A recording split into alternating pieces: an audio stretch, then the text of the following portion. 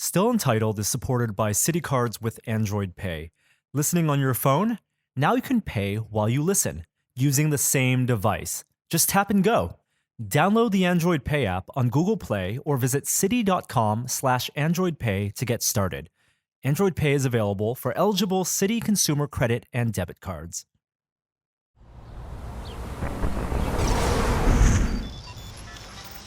Every summer in San Diego. Tested.com. Welcome to Still You blew it. I'm sorry. Welcome to Still Untitled, the Adam Savage Project. I'm Adam. I'm Norm. I'm Simone. Well, I was going to say, is that a Don LaFontaine impression, or is your voice just gone after 2 days? It is both of those things. I've actually taken very good care of my voice. I don't know if you remember, but last year at this podcast, I was talking like this. Oh my God. How do you take good care of your voice? Do you just prioritize what conversations you have? I try and just stay mindful of the fact that I'm yelling during all the evening parties because it's so loud. You're meeting people, you're really excited, you're having vigorous conversations, and it's really loud. So last night, how I maintained my voice was I went home at 11:30. Okay. Right. It wasn't any elixir or nothing? No. So if it wasn't so clear, we are at Comic-Con right now. We're in the thick of it. Yeah. And for everyone out there, Comic-Con is over, so we can talk about anything. Oh, There's right. no holding back. Adam, this has been your... you can Comic-Con, go to Comic-Con since 2008, I believe. Yeah, I think this is my eighth Eighth or Comic-Con. ninth Comic-Con. In a row? Mm-hmm. You haven't missed any of them? No. Simone, it's your first. It's my first, yeah. Every streak begins with one. To live long and prosper. my Comic-Con adventure. Hope it continues. I very much enjoy seeing Comic-Con through somebody new's eyes because it's an overwhelming slog. It is like a freight train. And for me, I'm up from like 8 a.m. till 2 a.m. 5 days in a row. And then I go home and I kind of recover. But when I see it through someone's eyes who hasn't been before, it kind of freshens it up. Yeah. Yeah, I think it was a lot of fun, and especially yesterday we went to a lot of different parties, and I didn't really expect that aspect of it. I thought it was mainly just the convention and people walking around, but there's just so much stuff going on around it. But I think, yesterday, because we were filming, I was filming in the center for maybe 4 hours. And it's just like, it demands so much processing power of your brain just to navigate big crowds and all the impressions. And it just like, I don't know, I feel like I could stare into a wall for a long time and not be bored. I feel like how Superman feels with all the sensory overload he gets with all the sounds, where you have to like turn off things, turn off your smell when you're in the convention center, focus on your target and navigate. Well, and every other year before this year, I've had to fly back from Comic-Con on Sunday and be filming Mythbusters on Monday. Oh, wow. Gosh, yeah. This is the first year I actually get a little downtime to chill, because that was always a little bit of a rough transition. And also, this is the first time that you've left your cave clean before, because it's always a mad scramble. You're in production and you're also building costumes. And there's always like a whole bunch of, every other year there's been a lot of last minute production because Mythbusters took up so much time. This year, the bear suit, we finished it a week ahead of time. Yeah. Plus, I'd been doing a lot of shop infrastructure with my shop's assistants and my kids, and we're sorting things a lot. So yeah, the shop is as cleaner than it has ever been right now. And when we move this stuff back in, there'll actually be a day of kind of, it comes back on Sunday, right? Yeah. Yeah. It came back on Sunday. So you're saying everything just fine. Clean shop, clean heart? Clean shop, clean Adam? No, not necessarily. It's just a nice place to start. I'll trash it again. You know how that goes. So you prioritize your shop before personal hygiene? Is that what you're saying? Because you're like, you're coming clean out of your shop. I think of it's like getting your inbox to zero. It's a laudable goal, but it only happens every now and then. But when it does, it provides this kind of great framework from which to jump into the next thing. Mm-hmm. That's the same I have with shaving my legs.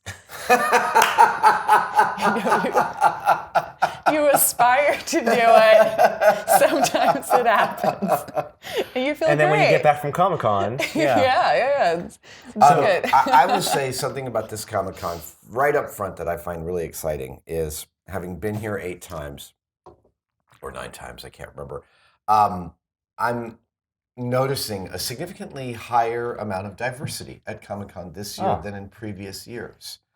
And I mean diversity in terms of attendees and diversity in terms of the cosplayers. yes. And that I find really exciting. Now, one of the symptoms of this is The Force Awakens. There's tons and tons of girls and women dressed as Rey from The Force Awakens, and I love that costume.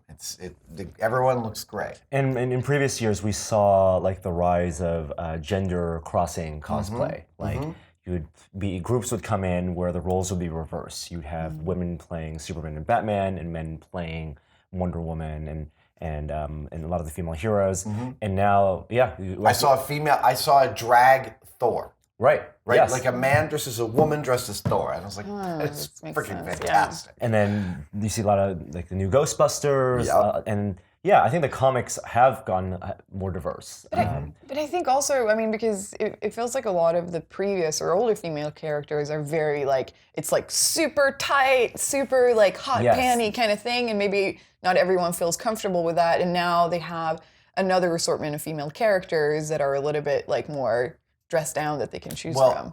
And so you understand a little bit of the history of Comic-Con and cons in general. It's a very touchy area where attendees, cosplayers are coming and wearing those skimpy costumes, where it's been required to invent the phrase "cosplay does not equal consent." Yes, because these women and girls are getting groped or their photos taken creepily. The ethic here is that you ask someone to take their photo, you let them pose for you, you take the photo, you don't just creep out and take lots of. Yeah. When we walked around, Simone and I walked around and did like a little tour of the show, and we saw like just in like the statues and figurines, the most impractical costumes. Just like impractical is a. I was going on a rant about it. Astronauts should not dress like that. Like, she's space gonna DJ. cut her legs and like she needs something to protect her shoulders if she's in the basking sun. And really, are her butt cheeks really need to be exposed for this police uniform? But she just doesn't have any pocket space. Yes, I love that. So it's very. There's no storage in that costume. Well, this is what I think whenever I see the naked guy up in the Castro in San Francisco. Is, where's your wallet? Right. Oh, don't ask. Right. Have you not seen Pulp Fiction? It's where the watch is. But then there are a lot of cool costumes that were for upcoming movies on display. Yeah. And I was very impressed by the mannequins for some of these costumes too. At the DC booth, they had the costumes for the new Wonder Woman film. Yeah. And also for Suicide Squad, and you had like the actors like milled out versions of their mannequins in them. I aspire to the kind of display that I've been seeing, the Star Wars booth, all the Force Awakens and Rogue One costumes on display, beautifully laid out, like just fantastic reference materials, the way I think about it, but gorgeous display. Yeah, and remember, Simone, we saw that Rogue One, the lead character played by Felicity Jones in the center there, and it was a great costume that wasn't like skimpy or anything. It was practical. Speaking of great costumes, so I wore Kylo Ren yesterday out on the floor, the Anovos Kylo Ren, which is, from what I understand, it's patterned right off the original that Adam Driver wore. I did a test fit with the Novos of the suit that was cut to Driver to discover that it turns out my shoulders are less broad than his, but I think we knew that. But the costume itself was an amazing costume to wear. I mean, the pictures came out incredibly. But also, Deborah Nadoolman Landis talks about how a good costume puts you into the character, literally physically pours you into a character. How a British naval uniform from the 18th century will pull your shoulders back, that a captain can't even raise his arm above this because it's supposed to look regal. And Kylo's costume does that. It's like 4 heavy layers of fabric around your midsection and this tight belt. And there's a way in which just wearing the costume makes you stand like an angry Sith. Now that's a really good point, because Simone asked a good question. What's the difference between cosplay and like just costuming for Halloween?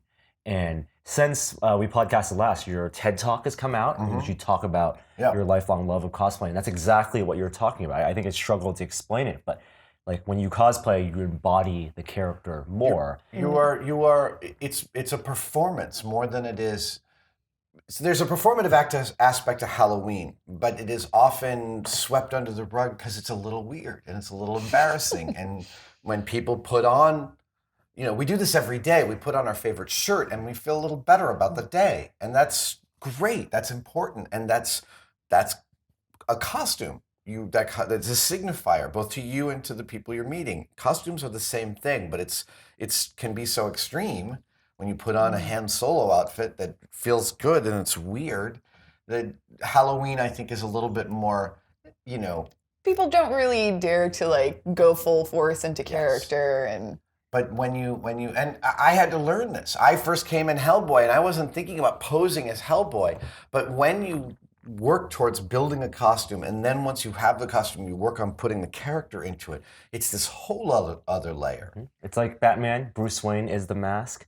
Batman is the true character. This is the true persona. Yes, right. The Kill Bill monologue. Yes. But it's interesting how clothes and costumes and things like that affect you. I mean, I just have something like, I can't work if I don't put on pants. Like, if I'm in my pajamas all day, I'm not going to get any work done. Like, I have to actually put a bra and a pair of pants on, and then it's like, okay, now I'm like, work Simone. Yeah. Yeah, absolutely. So any good stories from the convention? Any good encounters? You did meet Cosplay Jamie. I did meet a cosplaying Jamie twice. Twice? First, I ran into him over at the beginning of the hall. So I took one of my Kylo helmets and I just put it on to walk around the convention on Thursday. A legitimate incognito. A legitimate incognito. Unfilmed. I did not tell anyone I was doing it. Still recognized 5 times in 30 minutes.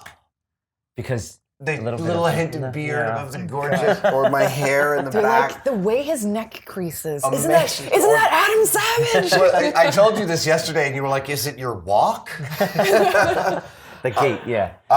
And so I saw this cosplay Jamie, and I went up and I said, "Can I take a picture?" And he said, "Yeah." And then he took a picture, and then after we took the pictures, I said, "I'm Adam Savage." And he was like, "No way." I was like, "Yep." And then he found out for real because he sat in my autograph line yesterday, and we signed autographs and we took some pictures, which is I actually hit the front page of Imager yesterday. Oh, that's great. So that was awesome. I signed autographs for 2 hours for several hundred people yesterday, and that was also amazing. We took some pictures. We tweeted a bunch of people's costumes. There's every manner. There's a couple of things I love here. One is the beautiful costumes. 2 is people committing to wearing them, and every costume is hot. Yeah. And every costume is uncomfortable, and that's and part of the thing. And it's been really warm here. 60% humidity, Super hot, 85 degrees Fahrenheit. But the other thing I love are the costumes where it's like the materials and the skills are really low. And yet what you're seeing is made extant is the drive to put the thing on. Mm. My Captain America shield is printed on 8.5 by 11 sheets of paper and glued to cardboard. And I made it and I'm wearing it and I feel great in it. I'm Captain America now. You're just as much Captain America as someone who bought the $800 replica. I had an experience yesterday as Kylo where I'm walking through and I'm kind of giving my all. And this little boy walks up and he's like, "Kylo." And I'm like, I give him a little high five. He gives me a high five, and his dad's like, "You want to take a picture?" And the kid's like, "Yeah." And I get down on the kid's level, and as I get down, the kid looks more and more horrified and runs away screaming. It was a little too much Kylo, too close. No, I love going through and seeing the high-end collectible, the model miniatures at booths like EFX and Quantum Mechanics. The Quantum Mechanics Cutaway Millennium Falcon is a masterpiece. John Eblin's an old friend of mine. Yes, at FX Cinema Arts there. And he said he's been working his whole life on it. It is a 1/80th scale. But the whole top of the Millennium Falcon comes off, and you can see like a blueprint of the inside. Incredible. Which from like, they're making that for a mass market, so they need to mold and cast like each room, and also have like their greeblies that fit in there. QMX is the guys that did Serenity ship Firefly. Yeah. They do beautiful, precise, lovely work.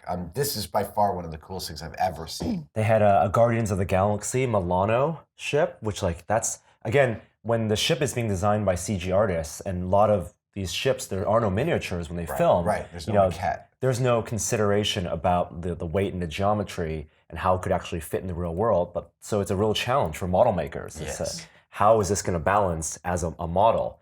Because they never had to do that. I visited Prop Shop. And they had they made their Kylo Ren helmet. Yep, absolutely. They have that Darth Vader melted helmet. They have all a very 3D printed. high-end collectible market for Lucasfilm. And it's the reason to go to a convention like this, because you can see pictures, you can watch videos, like even our videos, but to see it in person, you get to admire the detail like no other experience. Absolutely. Kylo Ren's lightsaber, his hilt, I got some interesting stories about that. Oh, how so? Apparently, I heard the original was 3D printed. Yes, that was 3D printed, but you never, in The Force Awakens, you don't get the full story about it. You see that it's kind of like a ragged lightsaber hilt, like there are wires exposed, but no one said, like you infer in the books that he made it himself. Right, it has a story inherent in its construction, and it looks like it's not the best construction, it's not perfectly built, it's... Apparently J.J. Abrams has like a movie's full worth of story just for that lightsaber hilt. Including, for example, the bottom is an additional engine. The reason there's a red wire exposed is because it got burnt out on the top engine, so he had to add a bottom engine, and the wire comes out. The wire is translucent. The cross guards, people always ask, it's actually work. Well, it's made of Mandalorian iron, so it will actually lightsaber will not cut through it. Yeah, things like that. Like there's damage on there that comes from his previous battles that have already been imagined but not put on film or paper. That's why I love the storytellers, man. Yeah. They imbuing everything with a history. And then the prop makers have to actually add that story because there's no film for any of that beforehand. So in their making of the prop, they hear the story from the creative, and even though it'll never be explained, they actually have to put it in the prop. Now, we should also talk, because some folks who are listening to the podcast have not been following our social feeds and tested.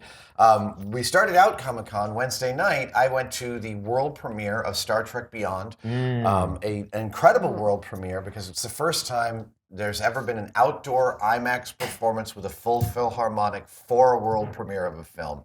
It was incredible. Michael Giacchino's incredible score was played by the San Diego Philharmonic outdoors here on San Diego Harbor.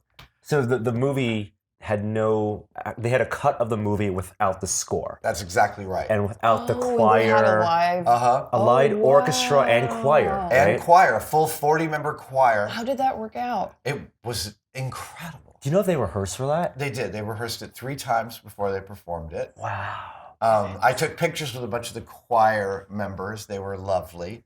But the whole cast was there. It was really fun and really exciting. It was also elegiac. I actually sat right behind Anton Yelchin's parents. It was very intense and emotional. J.J. Abrams gave an impassioned and lovely speech and held a moment of silence for Anton, the actor who played Chekhov, who died under just the worst circumstances recently. And it was clear that had cast a pall over the release of this film for the cast and crew. And one of the things I can tell you from having been around the cast and crew a bunch during the release of this film is that it really is a family. These guys have been making these movies now for almost 10 years. The actors all love each other. The crew love each other. The directors, it is a deep, abiding family unit. And the loss of one of them under any circumstances would be a tragedy. And in this, it's particularly keenly felt. The film is just out, so we're going to save our spoiler cast for another time. But Adam, it was the second time you saw it now. It was, yeah. We got to go to the screening in San Francisco. Yeah, was it better the second time, or? No, it was about the same. I don't usually watch movies more than once, and especially back to not back. Within 2 days. It's great to sit and start to get to really see the layers of storytelling again within the frame that they're layering in. It's got a few great guffaws in it. It's a terrific script by Simon Pegg. it's a really fun movie. I like this better than Into Darkness. Yeah, I think it's a better movie also. And it's Saturday now that we're talking. Yes. I am right after this podcast. I'm going to put on the bear suit. Oh, yeah. So this is like the time travel story. It went great. It went Great. We don't know how it's going to go. We don't know how long it's going to take for someone to recognize me. I'm fascinated by what's going to happen here. Are you worried about anything? I'm not worried about anything. This suit is not incredibly hot. Yeah, you have a lot of space around you. I have a lot of space around me. Also, I've tried a new technique this year with the cosplaying. There's always a problem of putting on a helmet and wearing contact lenses and then sweating into the helmet and the visor fogs up and I can never see. Comic-Con is a litany of days in which I could not see a thing. The bear suit has mesh, like Kylo Ren's helmet. And the Kylo Ren helmet was a delight to wear because of that. I also have this secondary technique in that because I'm old and nearsighted, when I wear contact lenses, I'm functionally blind to anything but distance. Like I can't see my phone under any circumstances. So I've started wearing one contact lens for cosplay. So I can see at a distance with my left eye and I can see my phone and communicate with my folks with the right eye. That's a life hack. If there's anything that's a life hack, that's it. It's not my invention. There are people who do two contact lenses at my age where bifocals don't work anymore. They do one for near and one for far. I'm just modifying it for cosplay. I am, right now, we have not yet determined at this moment in time how we're going to deal with Leo DiCaprio dummy. Whether I'm just going to drag him all the way from the hotel, which is like half a mile from here to the convention center. It's going to be warm. That's going to be the warm part of the journey. Yeah. And last year, because we took a cart when you and Chris Hadfield were in the water-cooled astronaut suits, the 2001 suits. We were carted all the way there. Yeah, and this one there's almost more of a performance because you have an accessory. Yeah, I do. Can you just ride in on Norm's Segway? Well, so speaking of that, God, there's so much to cover. Norm and I also brought some electric vehicles on this trip. I brought the one wheel. Norm brought the Segway. The What's Mini that Pro. thing called? Yeah. The Segway. The Mini Pro. Yes, you were rocking Starbucks on that Segway. I Didn't am now step fully down converted. one. Really? Because I check my walking stats and. Like this is not to go on the convention floor, of course. That would be a terrible fire hazard.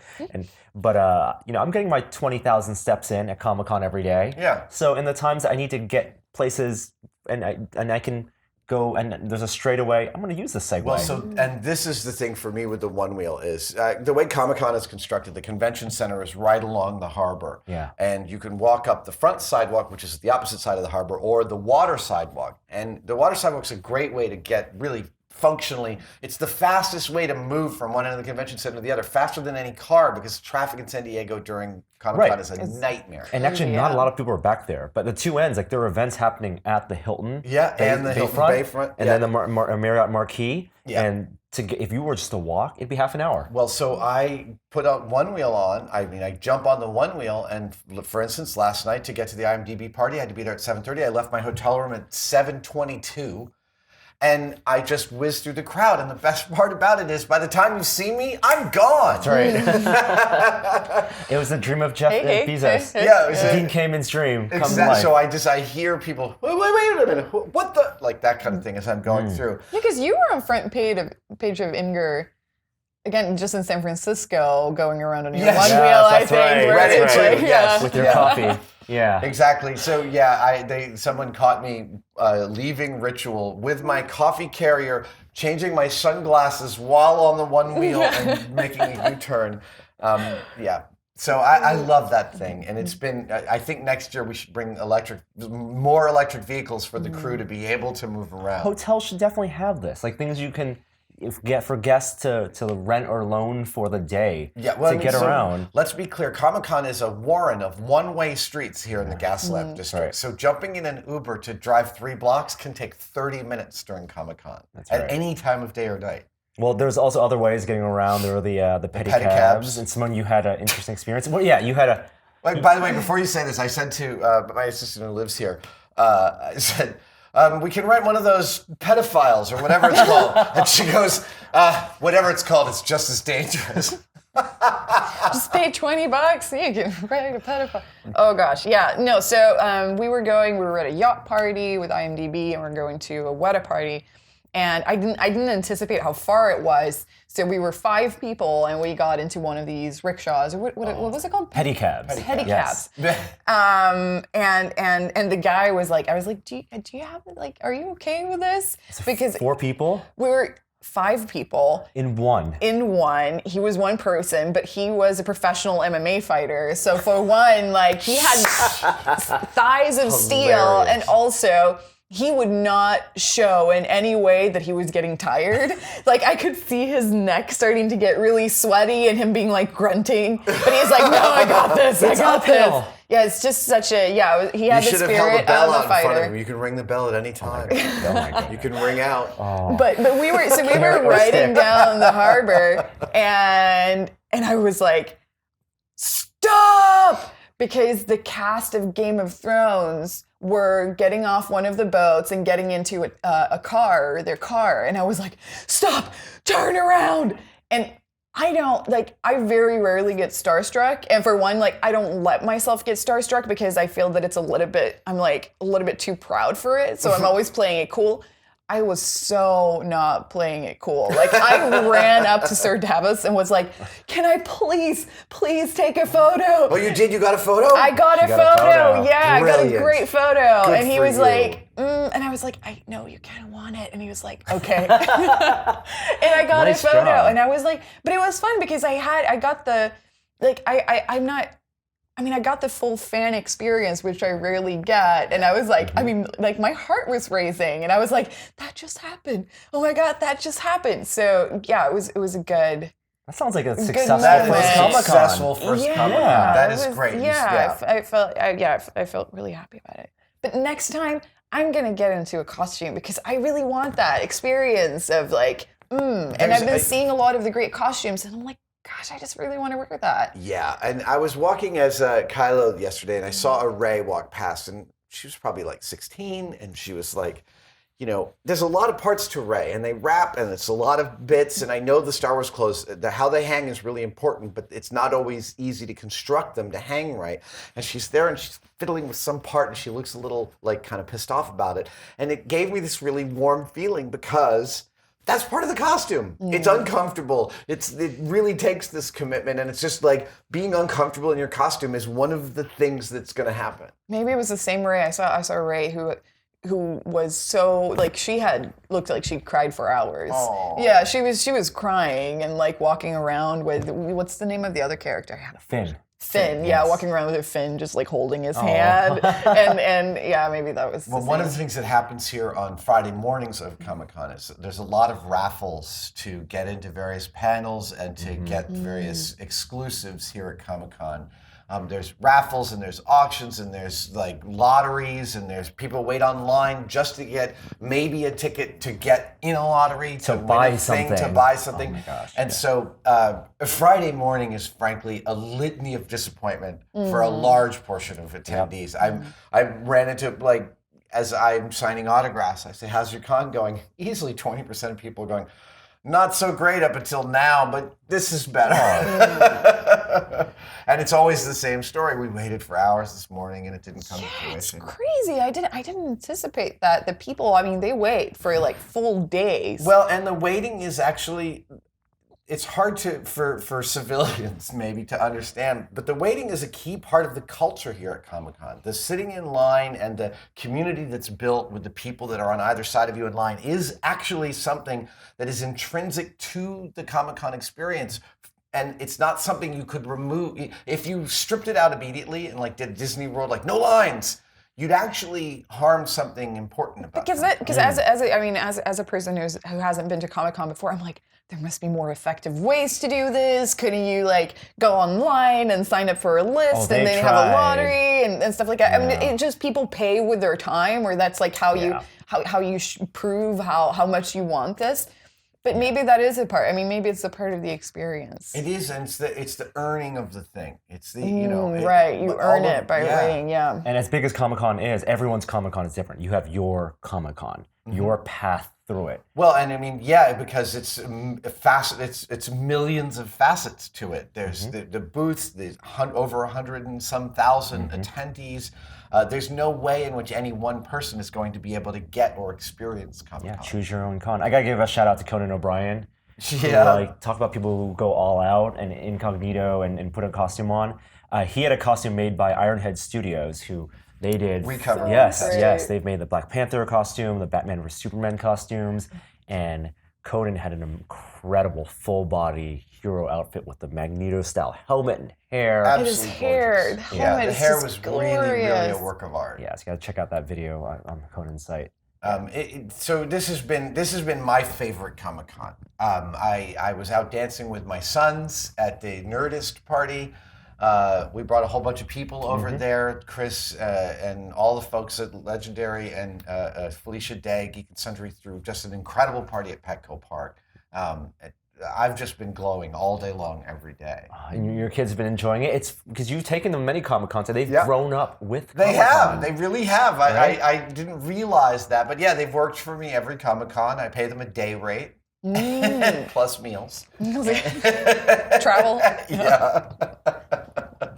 And they're having a fantastic time. Again, tonight is the big industry party, the EW party.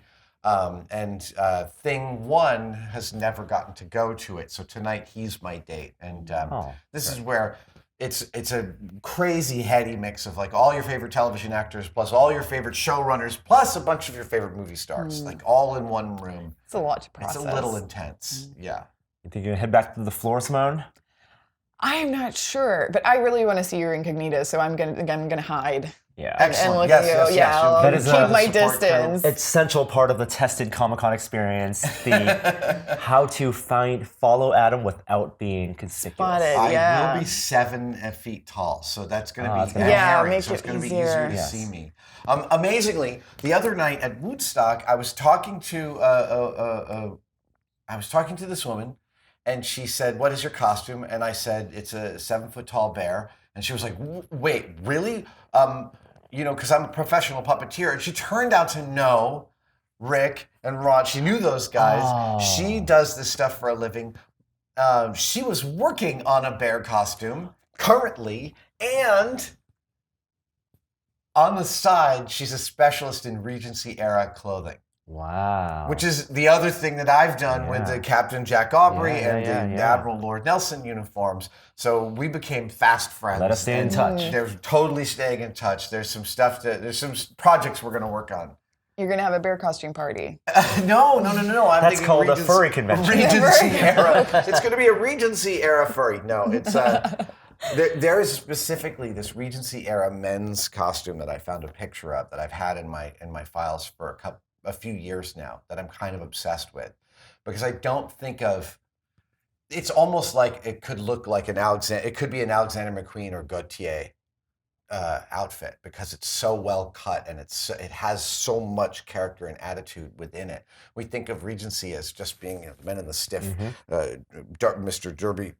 Darby jackets and the breeches and things like that. This one is like the high art form of design from that era, and I'd love to replicate that costume. Why? I have no idea. But it's having no idea is good enough reason just so you want to do it. Exactly. Do you have any ideas, Simone, of what kind of costume you might be interested in wearing? I would love next year or Comic-Con New York. I would love to have a full-on astronaut costume. Oh, yeah, I can totally help you with yeah, that. I'm a sucker for astronauts. I would feel like $1 million in it, I think. Excellent. We'll get that. We get can started make on that happen. Yes.